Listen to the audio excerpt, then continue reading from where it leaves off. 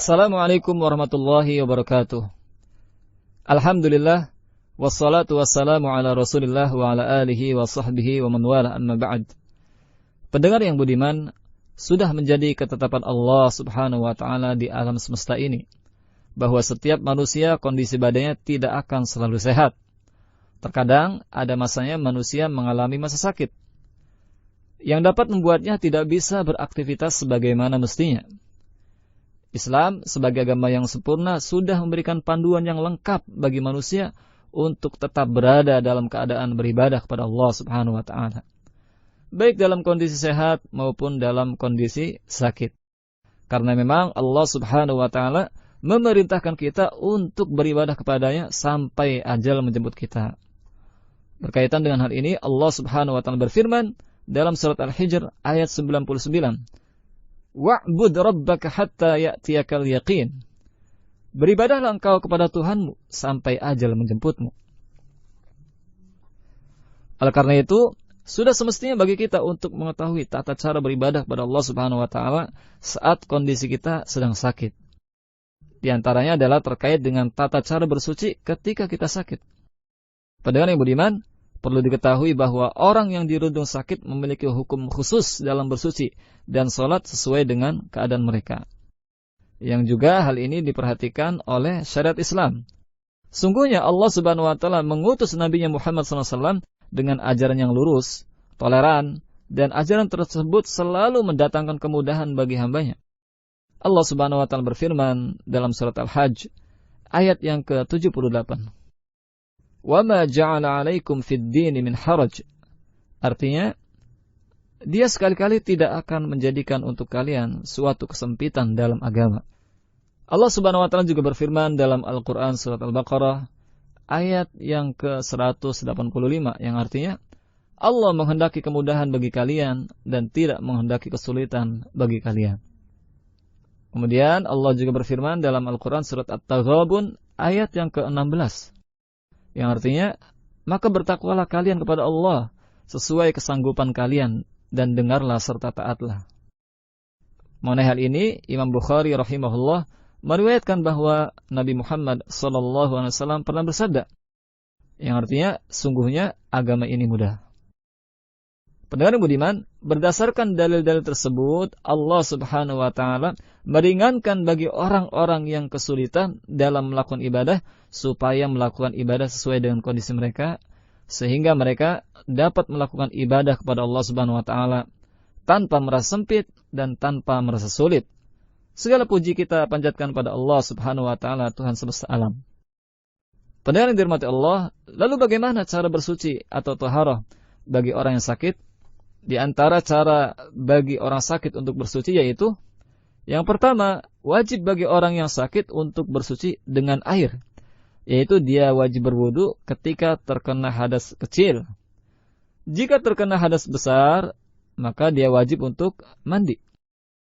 Kemudian yang kedua, jika tidak mampu bersuci dengan air karena tidak mampu atau karena khawatir sakitnya bertambah parah atau khawatir sakitnya bisa bertambah lama sembuhnya, maka dia diharuskan untuk tayamum. Lalu yang ketiga, yaitu dengan tayamum.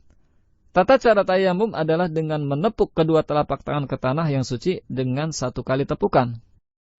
Lalu mengusap seluruh wajah dengan kedua telapak tangan tersebut.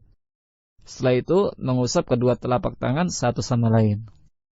Kemudian yang keempat, jika orang yang sakit tersebut tidak mampu bersuci sendiri, maka orang lain boleh membantunya untuk berwudu atau tayamum. Misalnya tayamum, orang yang dimintai tolong tersebut menepuk telapak tangannya ke tanah suci, lalu dia mengusap wajah orang sakit tadi. Diteruskan dengan mengusap kedua telapak tangannya. Hal ini juga serupa jika orang yang sakit tersebut tidak mampu berwudu, namun masih mampu menggunakan air. Maka orang lain pun bisa menolong dia dalam berwudu, yaitu orang lain yang membasuh anggota tubuhnya ketika berwudu. Kemudian yang kelima, jika pada sebagian anggota tubuh yang harus disucikan terdapat luka, maka luka tersebut tetap dibasuh dengan air. Apabila dibasuh dengan air berdampak sesuatu, yaitu membuat luka bertambah parah, cukup bagian yang terluka tersebut diusap dengan satu kali usapan. Caranya adalah tangan dibasahi dengan air, lalu luka tadi diusap dengan tangan yang basah tadi. Jika diusap juga bertampak sesuatu, pada saat ini dibolehkan untuk bertayamum. Yang keenam, jika sebagian anggota tubuh yang harus dibasuh mengalami patah, lalu dibalut dengan kain perban atau gips, maka cukup anggota tubuh tadi diusap dengan air sebagai ganti dari membasuh. Pada kondisi luka yang diperban seperti ini, tidak perlu beralih ke tayamum, karena mengusap adalah pengganti dari membasuh. Lalu yang ketujuh, boleh seorang bertayamum pada tembok yang suci atau yang lainnya, asalkan memiliki debu. Namun apabila tembok tersebut dilapisi dengan sesuatu yang bukan tanah seperti cat misalnya, maka pada saat ini tidak boleh bertayamum dari tembok tersebut kecuali jika ada debu. Kemudian yang kedelapan, jika tidak ditemukan tanah atau tembok yang memiliki debu, maka tidak mengapa menggunakan debu yang dikumpulkan di suatu wadah atau di sapu tangan. Kemudian setelah itu bertayamum dari debu tersebut.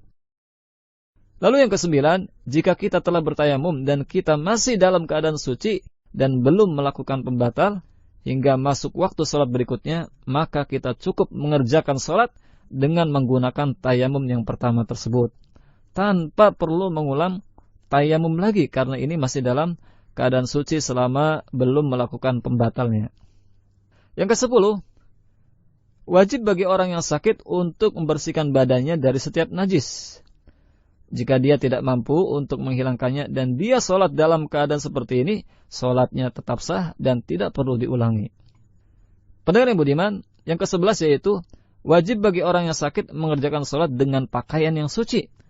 Jika pakaian tersebut terkena najis, maka wajib dicuci atau diganti dengan pakaian yang suci. Namun, jika dia tidak mampu untuk melakukan hal ini dan sholat dalam keadaan seperti ini, sholatnya tetap sah dan tidak perlu diulangi. Yang ke-12 yaitu wajib bagi orang yang sakit mengerjakan sholat pada tempat yang suci. Apabila tempat sholatnya seperti alas tidur atau bantal terkena najis, wajib najis tersebut dicuci atau diganti dengan yang suci. Atau mungkin diberi alas lain yang suci. Jika tidak mampu untuk melakukan hal ini dan tetap sholat dalam keadaan seperti ini, sholatnya tetap sah dan tidak perlu diulangi. Adapun yang ke-13 yaitu tidak boleh bagi orang yang sakit mengakhirkan sholat hingga keluar waktunya dengan alasan karena tidak mampu untuk bersuci. Bahkan orang yang sakit ini tetap wajib bersuci sesuai dengan kadar kemampuannya, sehingga dia dapat sholat tepat waktu, walaupun badan, pakaian atau tempat sholatnya dalam keadaan najis dan tidak mampu dibersihkan atau disucikan. Demikianlah pendengar ulasan tentang tata cara bersuci bagi orang sakit. Semoga Allah Subhanahu wa taala memberikan taufik dan hidayahnya kepada kita untuk dapat mengamalkannya. Amin ya rabbal alamin. Wallahu a'lam. Wassalamualaikum warahmatullahi wabarakatuh.